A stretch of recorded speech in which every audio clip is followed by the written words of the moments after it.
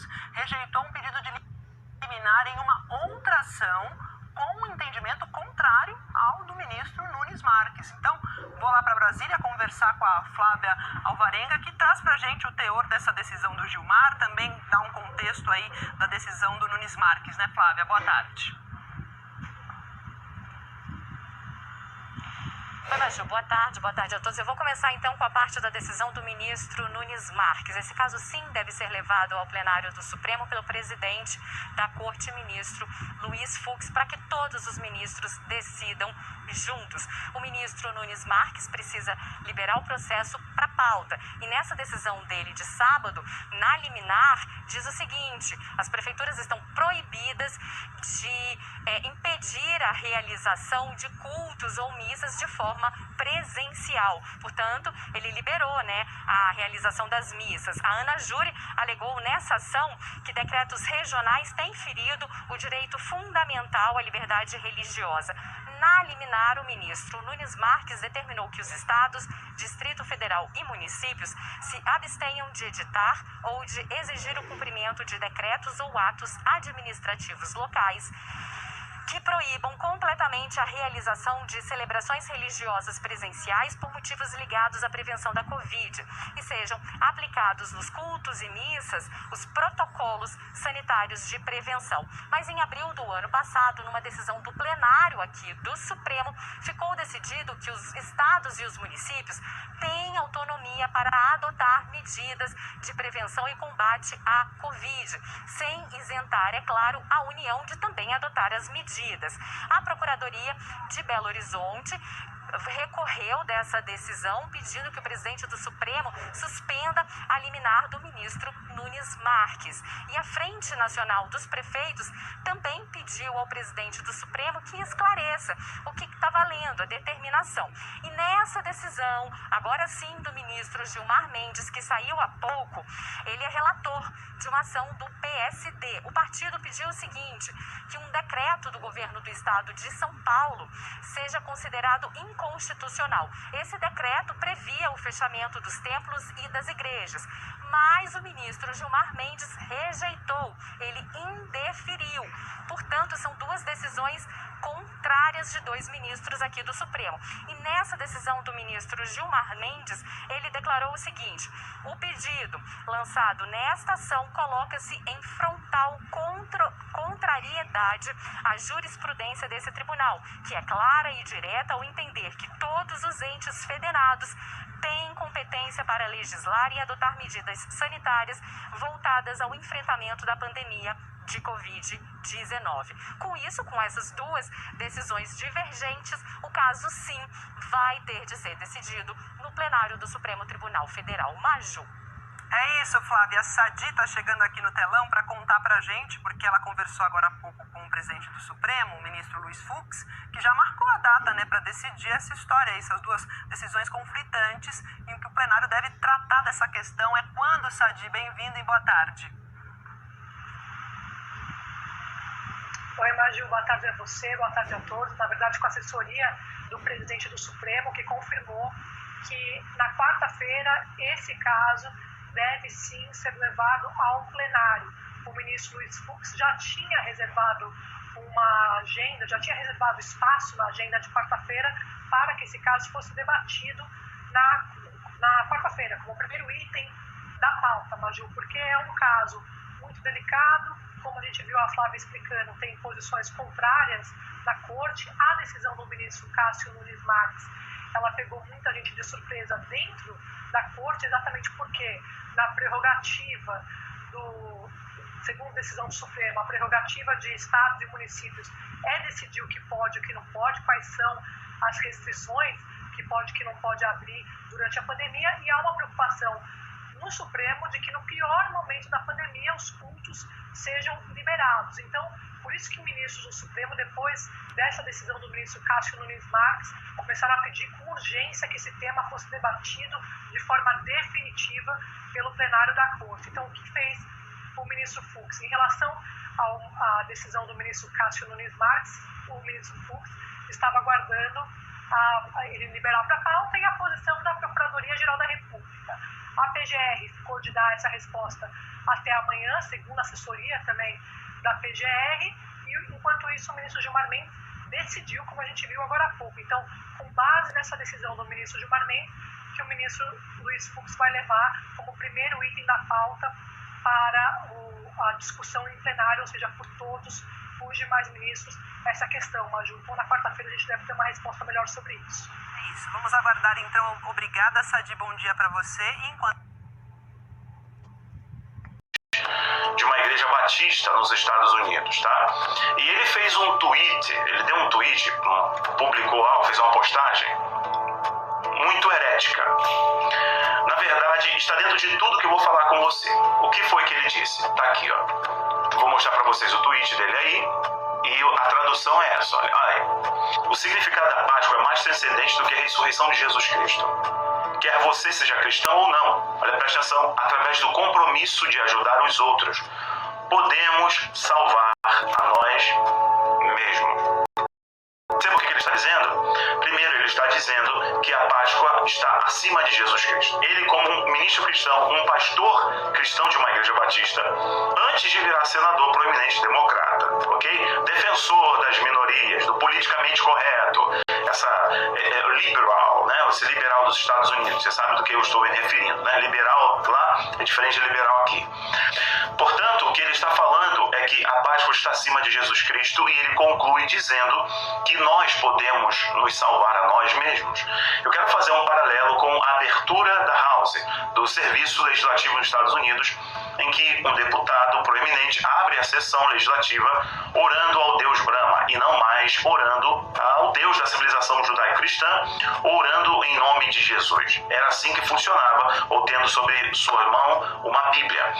O que acontece é que nós estamos experimentando algo que eu vou falar para você no final, mas o tweet desse senador mostra como a sociedade está caminhando para desconstruir a civilização judaico-cristã e como a defesa das minorias está ligada, segundo eles, a não menção, ou sequer, ou também a exclusão do verdadeiro sentido desses feriados que norteiam a civilização ocidental, porque a Páscoa, para os judeus, é a saída, é a libertação do Egito, é o rei. É a segunda chance que o Criador deu para eles na saída do Egito, já fazendo referência ao Cordeiro que foi imolado no Egito, fazendo referência ao Cordeiro de Deus, que para nós cristãos é Jesus, que morreu na cruz do Calvário, nos sinalizando sobre a vida eterna para todo aquele que crê, através do seu sangue, portanto, não sofrerá a condenação eterna, será salvo. Então, um deputado que era um ministro, um pastor cristão de uma igreja batista bem grande, um grande pregador, se tornou deputado democrata, e agora ele exclui Jesus da Páscoa e diz que o sentido da Páscoa é nós nos salvarmos a nós mesmos. Entende que a religião mundial, o ser humano está no centro dela, e nós podemos nos salvar independente de Jesus. Isso é uma grande heresia, está ligado também ao que o apóstolo Paulo falou em 2 Tessalonicenses. Mas a outra coisa que eu vou mostrar para você, que eu vou falar com você, vou comentar aqui, não vou gastar um vídeo inteiro sobre isso, é o ritual lá das múmias no Egito. E o interessante é que justamente nesse contexto, nesse período de Páscoa, que para os judeus é a saída do Egito, e ali também estava a múmia de Ramsés. E o interessante é que, segundo alguns historiadores, alguns teóricos, Ramsés é justamente o faraó que vivenciou as pragas do Egito e viu a libertação do povo, Deus tirando o seu povo do Egito. Nesse exato momento, eles fazem uso comum sociedades, que é o ouro, a sociedade do ouro, traduzindo para o português, que no caso é o gold, é uma sociedade pagã, porque o ouro em toda a história está ligado à divindade, tá? Por isso que Deus é o dono do ouro e da prata, segundo as escrituras, porque o ouro é toda a divindade, ele é todo divino, ele é todo perfeito, né? E ele também é dono da prata. O salmista dá essa visão para a gente, dizendo que do Senhor é a terra e a sua plenitude. Portanto, Deus é tudo em todos. Então, nesse momento em que o mundo judaico está celebrando a Páscoa, o mundo cristão está celebrando Jesus como a nossa Páscoa, o Egito faz um ritual, gastando milhões e milhões e milhões, com muito simbolismo dessa sociedade que eu falo para você, que está ligado à divindade, que é a ressurreição, né, a retomada, melhor dizendo, desses ícones e símbolos que fazem referência ao Deus Sol, né, que aí no caso é Ra. E também tem muitos símbolos ali com o olho de Horus, como tipo de sacerdotisas, manuseando uma espécie do olho de Horus. Tem ainda referência ali justamente aos deuses da antiguidade. Eles fizeram a inauguração de um grande obelisco, já expliquei para vocês, e tem aqui uma playlist somente sobre sociedades secretas, em que eu falo especificamente sobre o obelisco. O obelisco, segundo estudiosos, é uma grande concentração de energia. E ali, embaixo do obelisco, geralmente tem câmaras que fazem grandes rituais sacrificiais.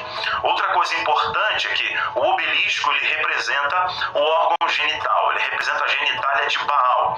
Baal é um codinome para Bel, também é um codinome para Ra, também é um codinome para Thor, Thunder. Ou seja, estamos falando da mesma pessoa, estamos falando de Ra-Satã, estamos falando então de Lúcifer, Satanás. Então, nas culturas antigas, Baal ela representava o príncipe dos ares, ok? Você vai lembrar já do escrito paulino, o príncipe dos ares.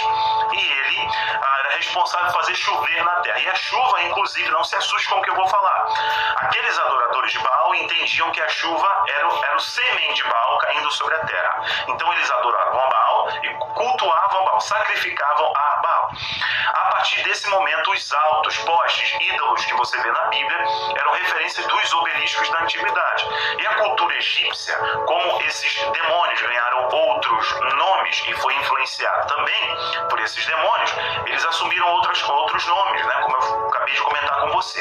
E lá o obelisco ganhou grande força. O Egito, mesmo passando sérias crises econômicas, prédios desabando, lugares paupérrimos, muito pobres, o Egito fez uma festa suntuosa, gastando milhões com uma orquestra gigantesca, com muita simbologia, com algo muito espalhafatoso, né, muito luminoso, fazendo referência a essas sociedades que não medem esforços. Estava ali a ONU, Unesco, né, no caso do patrimônio da humanidade, patrimônio cultural, etc.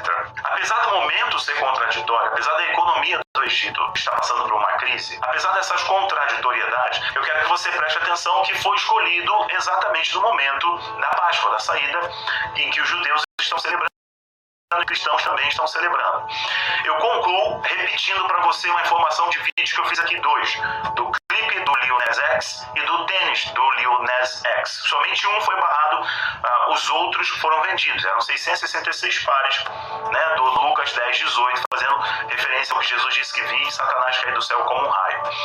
O que o Lil Nas que eu comentei para vocês que foi a maior afronta é que o senador Rafael Warnock fez, é o que o Egito fez, recebendo o investimento de quem? Quem está reconstruindo as megas cidades do Egito? Quem? A China, senhoras e senhores.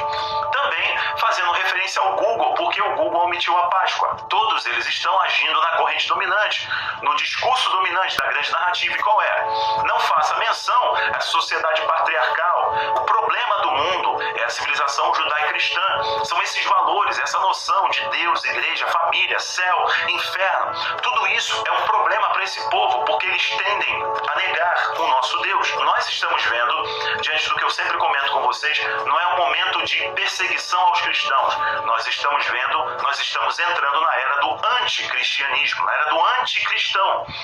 E todos esses sinais sinalizam que eles fizeram de modo orquestrado na Páscoa para poder cancelar a cultura judaico-cristã e não fazer sequer uma menção, ou quando fizer uma menção, cita coisa pagã, coloca símbolo pagão, ou faz ainda uma referência aos deuses que não morreram, que continuam influenciando essa terra, que eles clamam tanto. Eu espero que você tenha entendido o cruzamento dessas informações que eu fiz para você e você possa abrir os seus olhos para entender o que está acontecendo no mundo, que é sério, e nós estamos experimentando o que foi profetizado há muitos anos atrás pelo nosso Senhor Jesus, e nós estamos vendo isso. Esteja firme e convicto, pregando a verdade, mesmo diante de tempos tão difíceis. Que Deus abençoe sua vida. Temos a honra de receber o deputado federal José Medeiros, eleito pelo Mato Grosso. Deputado, muito obrigada por aceitar falar com a gente.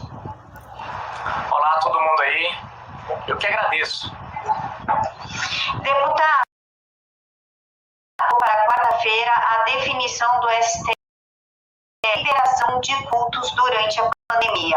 O Cássio Nunes, o ministro indicado pelo Jair Bolsonaro, mandou abrir as igrejas, mas o Gilmar Mendes mandou fechar.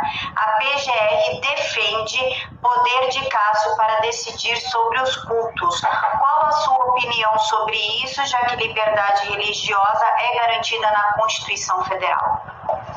Então, tecnicamente falando, eu creio que a PGR está correta a meu ver, ele é prevento, né?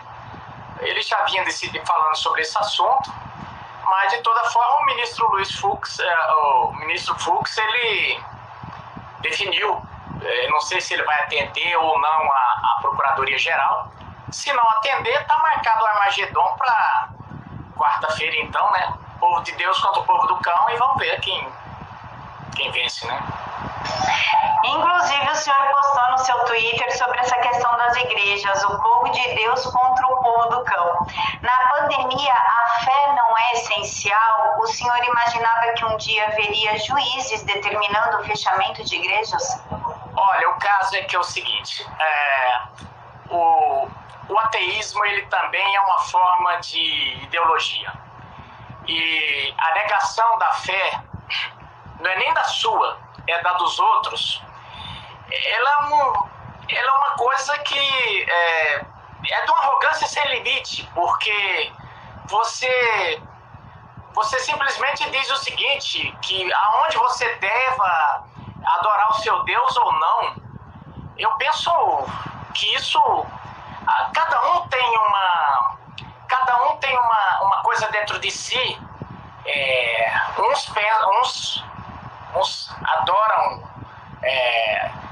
Maomé, outros têm as suas religiões orientais, do Buda, outros são cristãos católicos, outros são cristãos evangélicos tradicionais, outros cristãos evangélicos pentecostais, mas cada um tem a sua noção de um Deus superior, de um ser superior.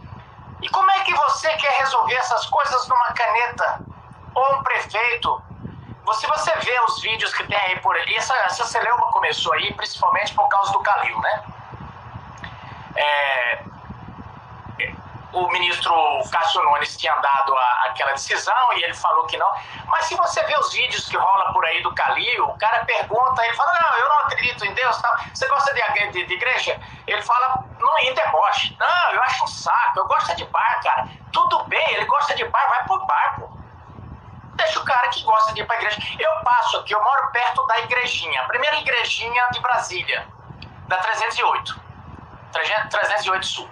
Eu passo lá, tá o padre, eu sou, por exemplo, eu não sou católico, mas eu passo lá, eu vejo o padre fazendo a missa lá, todos os dias de tarde, aliás, passava, né? As cadeiras distanciadas, sabe? As pessoas distantes, com todos os cuidados. Olha, esses caras parecem que estão acostumados a mexer com bandido, pensa que que as pessoas que vão na igreja são bandidos. Não são. As pessoas que vão para a igreja, elas querem cumprir a lei e estão lá porque elas, além de cumprir a lei, elas querem estar bem com Deus. Além de passar na 308, eu passo aqui abaixo, na outra quadra, 312 ali, tem uma outra igreja católica. Lá é maior e tem porteiro. Às vezes eu passo, já deu a quantidade de gente, eles não deixam entrar, as pessoas ficam fora em distanciamento. Onde você vê isso? Você vê isso nas igrejas. Onde você vê as pessoas se comportando bem nos presídios, na ala, onde as pessoas resolveram fazer um concerto consigo e com Deus, é nessas alas. Aí vem os fascínoras da honra alheia, ideologizando tudo, antecipando o processo de 2022, os caras que não têm representação política e que estão usando o STF para poder governar o país, onde o presidente não pode nomear nem chefe de polícia, e usa o STF. Alguns ministros estão se deixando usar. Então, eu queria parabenizar o ministro Cássio, que teve essa coragem.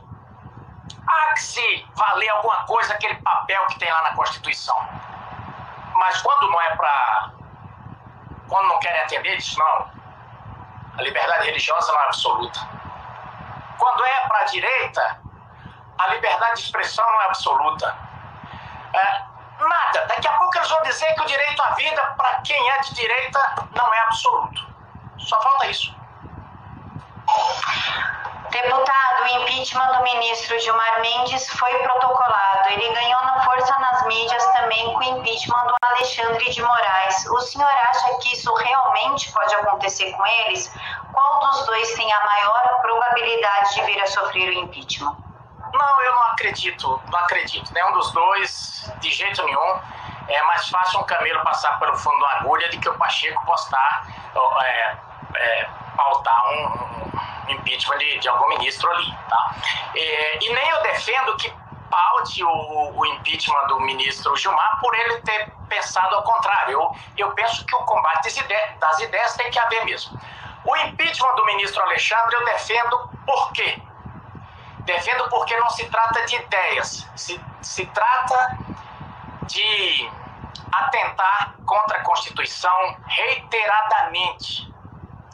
Ele está aí com inquérito, perseguindo pessoas, perseguindo um presidente da República. Ele está querendo aí, com esse inquérito, influenciar nas eleições de 2022. Isso não é permitido. Então, eu quero que ele, no mínimo, seja afastado para ser investigado. Mas não vai acontecer. Não vai acontecer isso. Então, eu não perco nem muito tempo com essa discussão, porque eu estive no Senado e ali é o seguinte, boa parte ali tem medo. Não é nem medo, é pavor. É pavor. E antigamente, eu os criticava muito. Depois do Daniel Silveira, eu começo a dar razão para eles, porque... Aliás, para os deputados eu dou razão. Para quem está no Senado, não, porque o Senado tem como fazer se respeitar. Que é de pasmar, que é de amedrontar, que é de fazer chover para cima.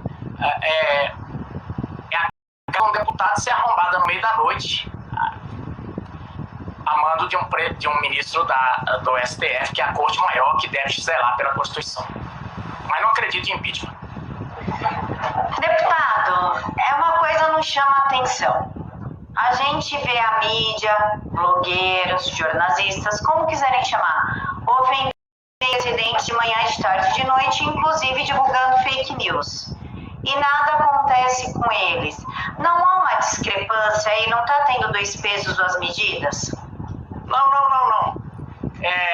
Na lógica deles, é só um peso mesmo.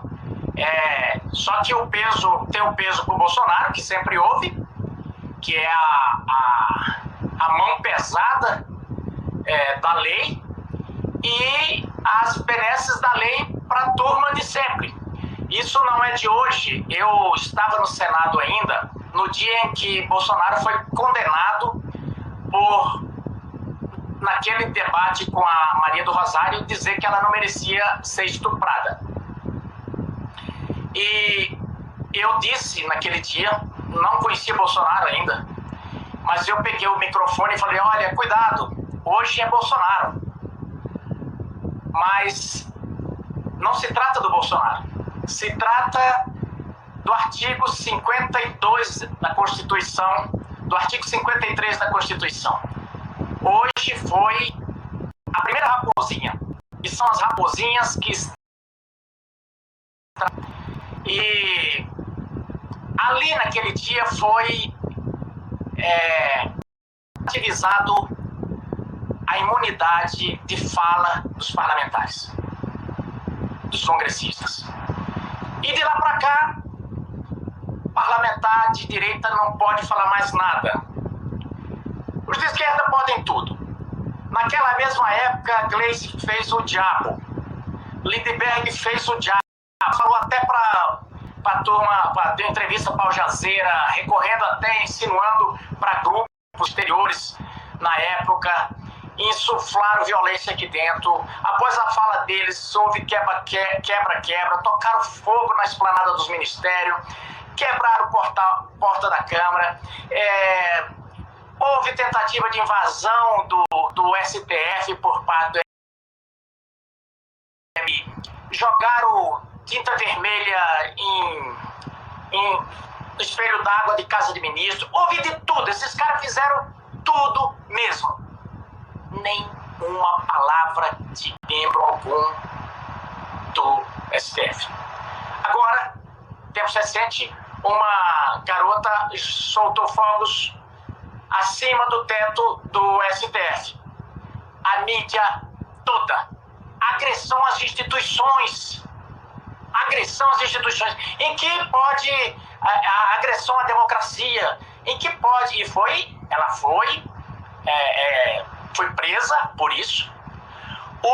Nós temos hoje 2 presos políticos, um jornalista e um deputado. Então, o combate em Francisco no Brasil. Existe todo um aparelho, um aparelho de tudo. Desde trocou o presidente, mas a coisa continua do mesmo jeito. É como se a gente fosse uma árvore de Natal e trocasse a estrela da árvore e ela continua toda vermelha. É esse o sistema que nós temos no Brasil. As universidades estaduais, federais, raríssimos. As pessoas que têm um pensamento conservador ou de direita, eles são encantoados nas universidades. A força desse povo é tão grande que eles estão conseguindo se nomear como reitores nessa gestão.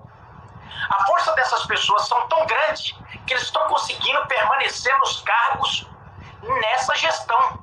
Pessoalistas, pedetistas, PSDBistas, petistas, boa parte dos cargos, porque eles são verdadeiros camaleões. A habilidade dessa galera é incrível. São partidos da boquinha. Então, nós estamos nesse momento, nesse cenário.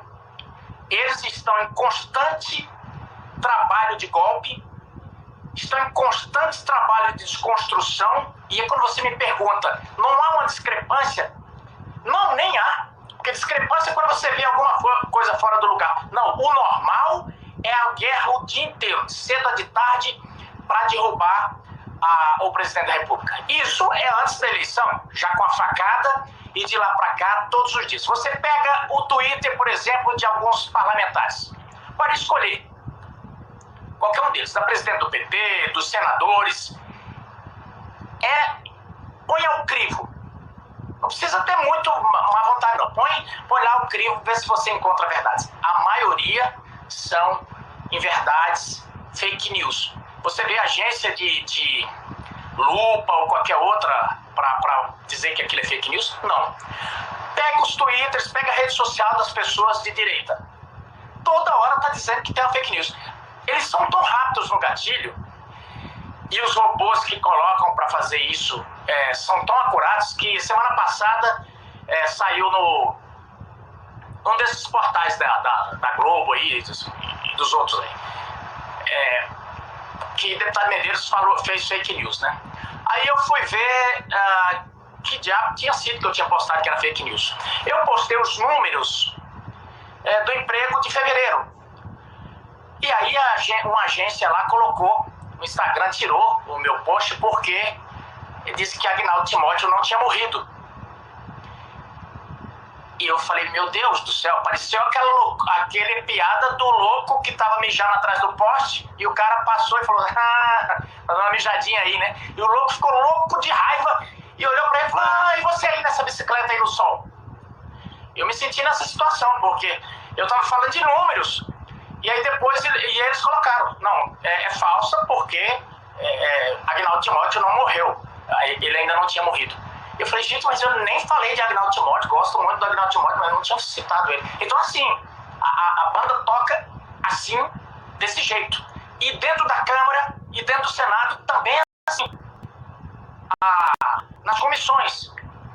Pegue ali quem tem direito à fala.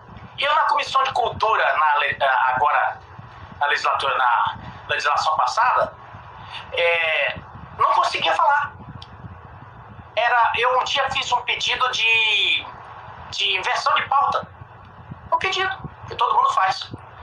A Maria do Barraco, ela fez um escândalo sem tamanho. Isso está no YouTube, você pode colocar lá, Maria do Barraco, que você vai ver lá, porque eu chamei ela de Maria do Barraco. Mas na hora eu não tinha chamado, eu só pedi inversão de pauta. Ela fez um escândalo, por quê? Então, é assim que as coisas têm caminhado no Brasil. Deputado, no Rio de Janeiro, já que estamos falando de PSOL, PT, que eles fazem tudo como querem e quando querem. Já que estamos no lixão. Oi? Já que estamos no lixão. Já que estamos no lixão, vamos mexer um pouquinho mais no saco de lixo.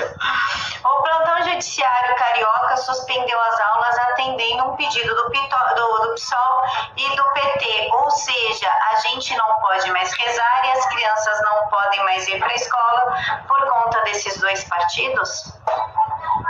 Você note que eles utilizam o judiciário para influenciar no executivo. Você note que não pode incomodar lá em cima. Os baile funk lá do morro, polícia não pode subir lá. Então lá pode vender droga, lá pode fazer o que for. Você entendeu? Que a polícia não pode subir lá. Mas as crianças não podem estudar presencial, porque esse povo realmente eles não querem. Eles querem gente que eles possam manipular. Então, não querem isso. Então, e outra...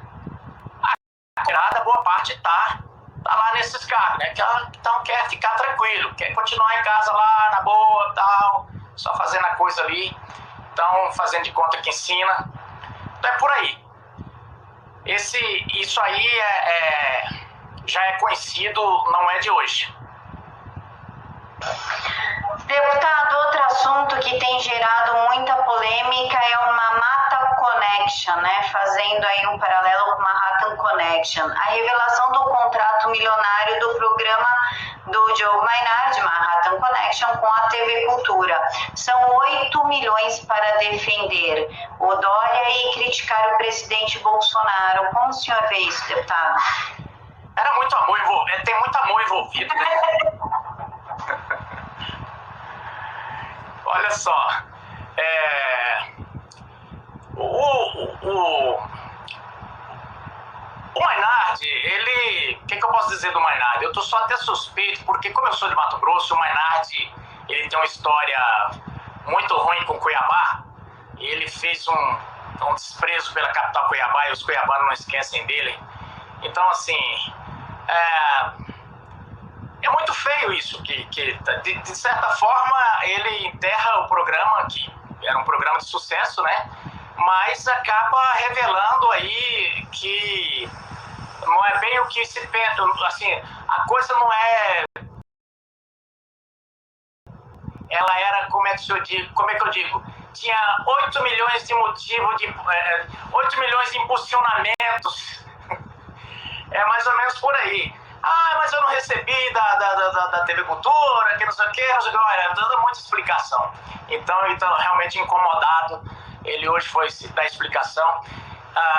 O certo é que o Dória montou ali, ele montou uma TV, é uma plataforma de campanha de 2022, a gente sabe disso, está em campanha. Embora eu acho que ele nem candidato a presidente eu penso que ele está fazendo aí, assim, vai que dá, né? Se colar, colou, senão ele sai governador. Mas, de toda forma, porque não une o útil ao agradável, né? Enquanto eu estou na mamata, eu vou fazendo a campanha do meu companheiro, ao qual eles são simpáticos e tal, e vou destruindo, vou desconstruindo o outro, né? E eu tenho dito o seguinte, eles ficam aí nessa história de querem impeachment e tal, e eu tenho dito o seguinte, impeachment por quê? Em fevereiro do ano passado, 2020, enquanto o Dória estava lá, apregoando o carnaval, tal, outros diziam, não, o negócio está lá, o Bolsonaro já estava fazendo um decreto de realizando. Você está entendendo? Ah, mas o Bolsonaro disse que era uma gripezinha. Aí eles tiram totalmente fora do contexto. Por quê? Bolsonaro dizia o seguinte, deixa o contexto. Para algumas pessoas, ela não passa de uma gripezinha. E foi onde ele falou, um atleta como eu e tal. Para algumas pessoas, ela não passa de uma gripezinha. De fato, tem pessoas que pega, não tem nada. Tem pessoas que vai a óbito logo em seguida. Era o papel também, e isso, Bolsonaro não é médico. O próprio doutor Drauzio Varela, naquele momento, ele chegou a dizer isso. Depois a gente foi ver que esse troço é um monstro realmente, né? Mas naquele momento era papel de quem? De um presidente assombrar a população ou tentar acalmar a população do seu país? De dizer, olha, nós estamos fazendo de tudo. E estava. E está. O que ele fez? Criou um comitê naquele momento que foi para dentro do Palácio do Planalto. Encontra 74 pessoas em contato direto com os estados. E dinheiro a rodo, despejado de helicóptero nos estados e municípios. Olha, Camila, dava para ter resolvido a saúde dos municípios brasileiros, os municípios e estados brasileiros, se esses caras tivessem pego esse dinheiro e aplicado. Qual era a justificativa do lockdown? Nós precisamos do lockdown para esticar a curva enquanto nós preparamos o sistema de saúde. Não era isso? Era. Por quê? Porque, independente, o vírus não vai desaparecer, as pessoas vão pegar o vírus e o sistema de saúde tem que preparar o sistema de saúde. Bolhufas roubaram o dinheiro. Isso é a grande verdade. Grande parte roubou o dinheiro. Hospital de campanha. Chegaram a alugar o hospital de campanha. O hospital valia 45 milhões e alugaram por 59. E depois fecharam também. E o governo federal fez convênios para UTIs. Teve estado que não fez. E aí eu vou falar do meu. Não teve a coragem de renovar no final do ano. Não renovou no final do ano. E depois o governador falou, olha, eu estou fazendo a minha parte, mas isso com o governo federal, você está entendendo? O cara não nem renovar, não renovou. Então foi o que esses caras fizeram. 15 bilhões para um, 20 bilhões para outro, 30 bilhões para outro, auxílio emergencial, fazendo o tempo inteiro. Aí os caras gastaram o dinheiro, a população morrendo, você procura leito de UTI, não tem o governo federal, leito de UTI. Não compraram medicamento, precisa de medicamento para intubação. Medicamento para intubação, o Ministério mandou. Acabou de chegar 2 milhões de doses de medicamento para intubação lá em Mato Grosso. Está lá. Coisa que o governo devia ter comprado. Mas isso é no país inteiro. E os caras fazendo, sabe o quê, Camila? Todo dia, o que é que o senhor Dória faz? Antes de tomar café, quase, dá uma entrevista. Todo empolado, né? Sei lá, parece que engoliu um livro do Sebrae. Na verdade, todo tá. Eu morro de rir quando o Tom Cavalcante imita ele, é igualzinho. O governador de Mato Grosso, se você pegar, é um pichuleco do Dória, é igualzinho. E aí vem atrás, parecendo aquela história do flautista, aquela fábula do flautista inglês. É tudo igualzinho, vai tudo atrás. Quando eles não seguem o Dória, seguem o Franca Guiar, não, o Elton Dias lá do Piauí. E assim, o negócio é escrever carta de voto é essa. O governador de Mato Grosso acho que está virando escritor já, tanto escrever carta de protesto. Parece aquele julgamento de filme. Protesto de quê? De estar recebendo dinheiro, de estar recebendo leito, de estar recebendo tudo. É que tudo gato, comendo e miando. Aí sabe o que eles dizem? Olha, é um negacionista, presidente negacionista. Presidente desse, temos que fazer um impeachment porque a população está morrendo, é um genocida, negacionista. A gente vai tirar o cara que está mandando tudo, que é quem já tinha morrido de fome e da doença, porque se dependesse desses caras, eles já tinham comido o dinheiro tudo e não tinha dado nada à população. Essa é a grande verdade. Deputada, agora, quem é negacionista? O cara que não dá nada, mas fica falando, olha, eu tô com dozinha de você, ou o cara que fala, gente, a gente precisa... Nosso ambiente, para ter aula online.